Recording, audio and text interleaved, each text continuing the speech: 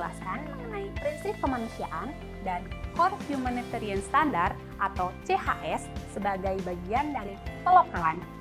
Dari Palang Merah muncul prinsip kemanusiaan yaitu kemanusiaan, netralitas, imparsialitas, dan independensi. Prinsip kemanusiaan ini mendasari seluruh kerja kemanusiaan yang ada di dunia. Maka, Grand Bargain tidak terlepas dari prinsip kemanusiaan tersebut dalam pelaksanaan dan implementasinya. Untuk menjaga agar kerja Grand Bargain dan pelokalan sesuai dengan prinsip tersebut, maka diperlukan alat menjaga akuntabilitas tersebut.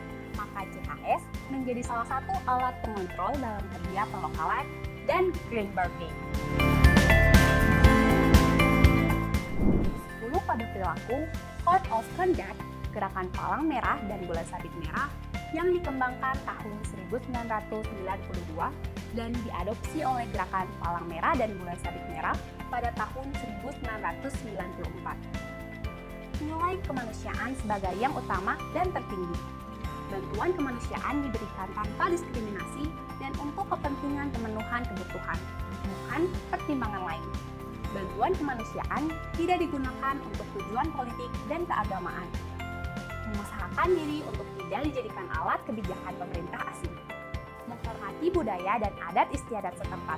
Mengusahakan kegiatan tanggap bencana dilakukan berdasarkan kapasitas lokal.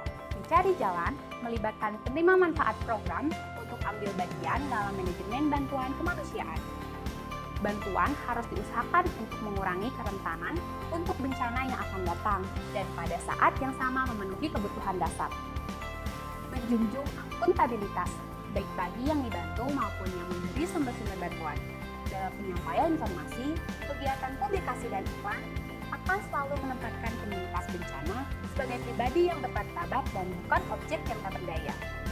Core Humanitarian Standard atau CHS, standar kemanusiaan inti dalam hal kualitas dan akuntabilitas atau CHS. Tujuan utama dari standar inti kemanusiaan ini adalah agar semua tempat dapat menjaga harkat dan martabat serta hak-hak asasi kemanusiaan dalam segala usaha-usaha bantuan dan pelayanan kemanusiaan, khususnya dalam situasi warga dan komunitas yang terdampak krisis.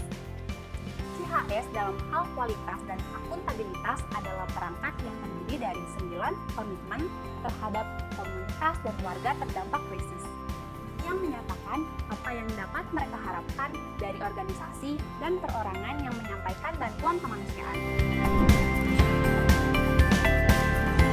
Kemanusiaan atau humanity, penghormatan dan kepedulian terhadap sesama manusia dan memperlakukan warga terdampak bukan sebagai objek namun sebagai subjek di mana keterlibatan warga terdampak dan penghormatan terhadap sesama manusia terjaga. Ketidakberpihakan atau impartiality, memberikan bantuan kemanusiaan sesuai kebutuhan dan mengutamakan kebutuhan yang paling mendesak. Pemenuhan kebutuhan dilakukan agar tidak membeda-bedakan baik atas dasar gender, usia, ras, disabilitas, latar belakang etnis, dan kebangsaan ataupun afiliasi politik, keagamaan, budaya atau kelembagaan. Netralitas atau neutrality. Pekerja kemanusiaan tidak boleh memihak dalam perumusan atau terlibat dalam pertentangan yang bersifat politis, ras, keagamaan, atau ideologis. Prinsip ini bertujuan untuk memenuhi kebutuhan dan tidak berpihak dalam pertikaian ataupun memberikan dukungan material atau politik kepada pihak-pihak yang terlibat dalam konflik bersenjata. Kemandirian atau independence bertindak hanya berdasarkan penugasan oleh pengurus organisasi dan sejalan dengan tujuan organisasi.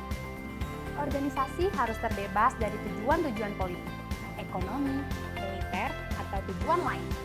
Pelokalan juga harus terbebas dari tujuan-tujuan politik maupun agama. Komitmen 1. Respon kemanusiaan haruslah sesuai dan relevan. Contoh, bantuan yang diberikan sesuai dengan kebutuhan identitas. Misalnya, ketika terjadi tanggap darurat, yang dibutuhkan pada tahapan awal adalah makanan, maka yang harus diberikan adalah bahan makanan. Komitmen 2, dalam respon kemanusiaan secara efektif dan tepat waktu.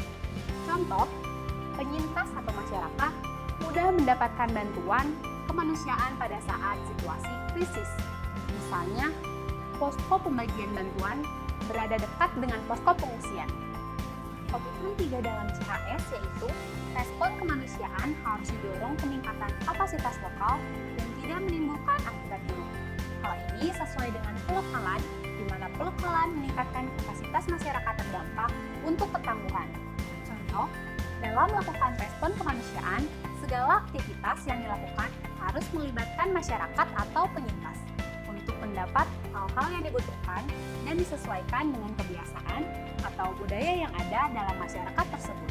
Komitmen 4, yaitu respon kemanusiaan berdasarkan pada komunikasi, partisipasi, dan umpan balik pelokalan harus berdasarkan koordinasi dan komunikasi serta melibatkan masyarakat dalam prosesnya. Contoh, membuat papan informasi di posko pengungsian yang berisi informasi bantuan, asal bantuan, nomor kontak pemberi layanan yang dengan mudah bisa diakses oleh penyintas apabila ada hal-hal yang akan disampaikan. Komitmen 5, pengaduan disambut baik dan ditangani. Contoh aksi, berkonsultasi dengan komunitas dan warga terdampak krisis dalam hal rancangan, pelaksanaan, dan pemantauan proses penanganan pengaduan. Menyambut dan menerima pengaduan, serta mengkomunikasikan cara mengakses mekanisme pengaduan dan cara penanganannya. Mengelola pengaduan dengan tepat waktu, adil, dan dengan memprioritaskan keselamatan pihak yang melakukan pengaduan.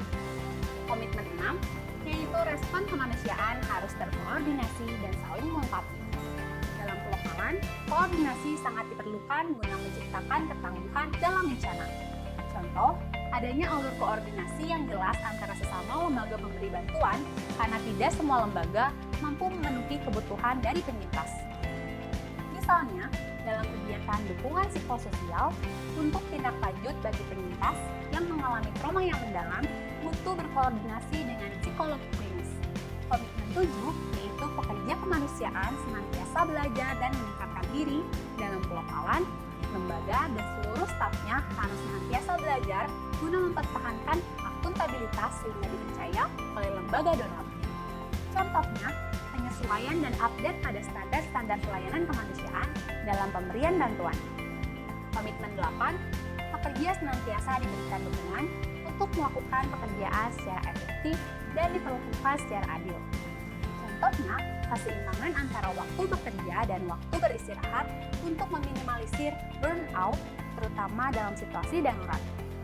Komitmen 9, sumber daya dikelola dan digunakan secara bijaksana untuk keperluan yang dibutuhkan. Contohnya, memiliki sistem keuangan yang baik sehingga tiap bantuan yang diterima dan diberikan dapat dipertanggungjawabkan dengan baik oleh organisasi kemanusiaan secara terbuka dan dapat disampaikan kepada komunitas dampingan serta pemberi bantuan. Misalnya, adanya mekanisme audit dalam setiap program pelayanan kemanusiaan.